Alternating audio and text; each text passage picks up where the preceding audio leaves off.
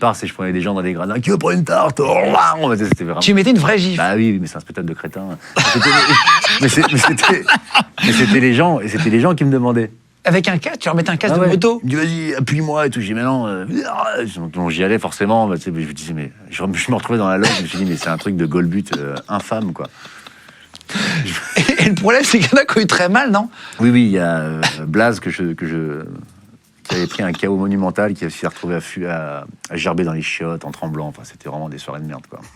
Oh putain! Et le spectacle a décollé le jour où j'ai mon camarade qui est revenu, qui s'appelle Yvan Nobron, qui est pour moi un des futurs grands de la comédie. C'est un comédien qui tourne et tout, mais il n'a pas eu encore sa chance.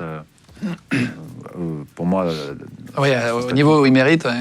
Au niveau où il mérite. Et puis à partir du moment où on a reformé le binôme, et ben, je me suis senti heureux d'être sur scène. Avec David Salle, qui nous a rejoint après. Et là, du coup, on a un vrai spectacle construit, on s'éclate. C'est une pièce. Ah, tu vois une différence par rapport au début? Oui, au début, c'était un camping. On apprend en même temps. C'était le jeu du cirque. On ne savait pas trop ce qui était écrit. Des fois, on finissait le spectacle, il y avait 40 minutes de spectacle. Ah là là. Je dis, c'est un peu court. Après, du coup, je faisais quoi? J'allais prendre des t-shirts en loge. J'ai distribué des t-shirts, mais c'était chaotique. Mais en même temps, c'est comme ça que j'ai appris.